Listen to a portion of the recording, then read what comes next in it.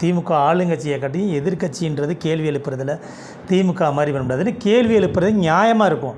சும்மா அவர் உதயநிதினை பேசுனதில் எதையாவது ஒரு வார்த்தை பொய்யா இருந்தால் சொல்லுங்கள், அவனே எடுத்து பேசிக்கலாம்ல. நீங்கள் மறுப்பு பேசியிருக்கலாம். முதலமைச்சர் உடலை பேசும்போது சபாநாயகர் ஒன்று கொடுக்காமல் இருக்க போகிறதில்ல. அப்போ உள்ள அமைதியாக உட்காந்துட்டு அவர் கேட்டது உள்ள நியாயந்தேன். நீங்கள் எத்தனை இடத்துல ஜெயிச்சிய? 108 இடம்.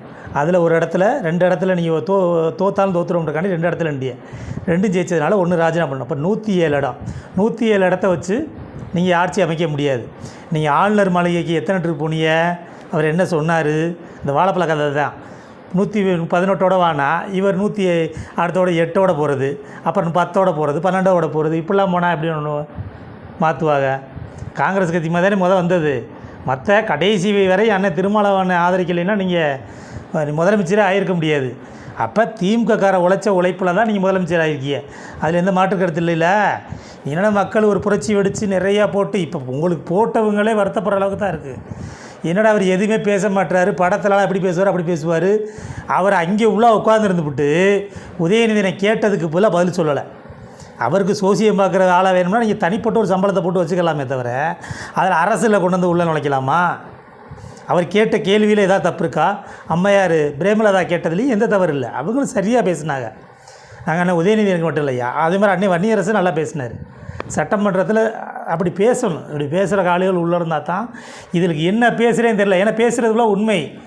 அப்படியே உட்காந்துருந்துட்டு சரி கடைசியாக எதாவது பதில் சொல்லுவார்னு பார்த்தா வீட்டில் போய் சாயந்தரம் எதை சாப்பிட்டு பேசினாருன்னு தெரியல. அது அவருக்கு தான் வெளிச்சம். ஏன்னா அவர் வீட்டுக்கு 6 மணிக்கு போனாதே இந்த ட்விட்டரில் எக்ஸ்தலத்தில் போடுவார்.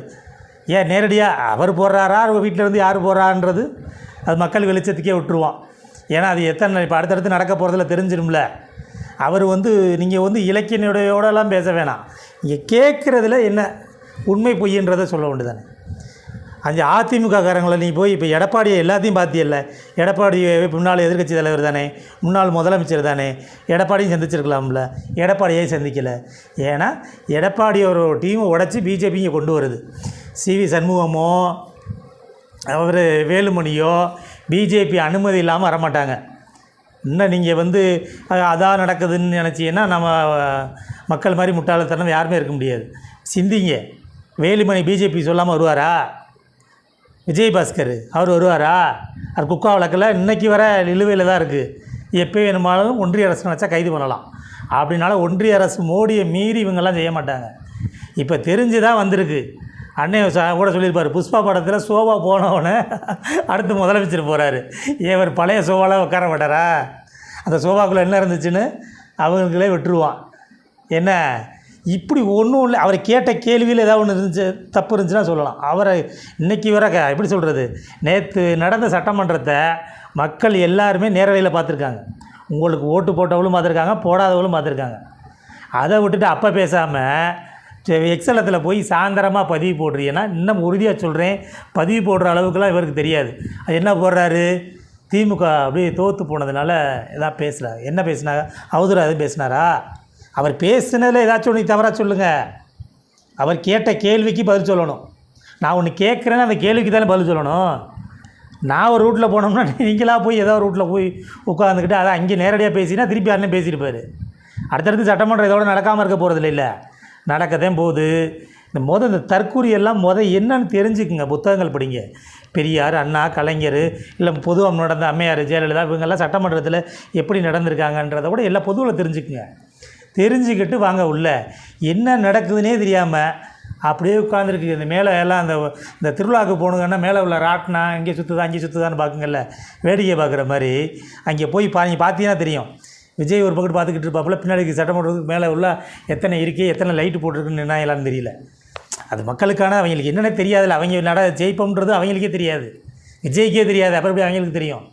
அப்படின்றனால ஏதோ ஒரு இதில் எப்படி சொல்கிறதுங்க, தமிழ்நாட்டில் எவ்வளோ பேர் அறிவு சார்ந்து இல்லாமல் இருக்கிறாங்க, பக்குவம் அடையாமல் இருக்காங்கன்றது விஜய்க்கு போட்டு அப்போ கிட்டத்தட்ட 35% பேர்த்தை நம்ம திருத்த வேண்டிய வேலை இருக்குது. 65 பேர்த்தில் ஓரளவு தெளிவான ஆள் இருக்காங்க. இதுகளை இன்னும் ஒரு தெளிவுபடுத்தப்படுத்தின அரசியலை தெளிவுபடுத்தின தவிர இது எதை பற்றி நினைக்காம முழுக்க அது ரீலில் பண்ணுற மாதிரி தான். ஒருத்தரெல்லாம் 2 கோடிக்கு தேர்தல் இதில் 2 கோடி சொத்து இருக்குன்னு காமிச்சிருக்காப்புல. அவர்கிட்ட போட்டுக்கிறதுக்கு செருப்பே இல்லையா. ஏன் இந்த 2 கோடியில் வந்து ஒரு 500 ஒரு செருப்பு வாங்கி போட முடியாதா? 100 கூட இருக்குது. நல்ல செருப்பு 500 வாங்கி போடலாமே. கேட்டால் அவர் பேருந்துலதே மயமுனாராம். அந்த 2 கோடியில் ஒரு 2 லட்சத்துக்கு ஒரு கார் வாங்க முடியாதா? அப்போ இதை ஃபுல்லாக ஒரு ஊடகங்கள் எடுத்து போடுறாங்க வருங்க இவங்க. அப்போ எப்போ முழுக்க இந்த ஊடகங்கள் இந்த விஜய்க்கு கொடுத்த முக்கியத்துவம் மாதிரி வேறு யாருக்குமே கொடுத்ததில்லை. அப்படியே இதை பண்ணுறாரு, அங்கே போகிறாரு, எந்திரிச்சிட்டாரு, குளிச்சுட்டாரு, கிளம்பிட்டாரு. அந்த அம்மையார் வந்து திரிஷா வந்து கை காமிக்குது, அதை எல்லா ஊடகத்துலேயும் காமிக்கிறான். திரிஷா எதுக்கு? விஜயோட அம்மா அப்பா காமிச்சுன்னா சரி, திரிஷா காமிக்கிறதுல என்ன இருக்குது? அந்த அம்மா எங்கே போனாங்க? இந்த ஆளாவது ஒரு 10 கூட்டத்தில் போய் பேசினார். அந்த அம்மா எங்கே போய் பேசுச்சு? வந்து என்னமோ அம்மையார் ஜெயலலிதா மாதிரி அவர் ரெட்டலையை காமிக்கிற மாதிரி இவங்க வந்து கையை காமிச்சிக்கிட்டு இருக்காங்க. ஊடகங்களுக்கு வெக்கமே இல்லாமல் காமிக்கிறாங்க. அது என்னத்தை சொல்கிறது? கட்டின மனைவி இன்றைக்கி தெருவில் நிற்கிது, பெத்த பிள்ளையே தெருவில் நிற்கிது. ஒரு மக்களுக்கு நல்லது செய்ய போகிறாருன்னா அது மக்களுக்கே விட்டுருவோம். அடுத்தடுத்து வேறு என்ன நடக்கிறான்னு பார்ப்போம். நிச்சயம் அதுக்குள்ளே பதில்களை கொடுப்போம். நன்றி, வணக்கம்.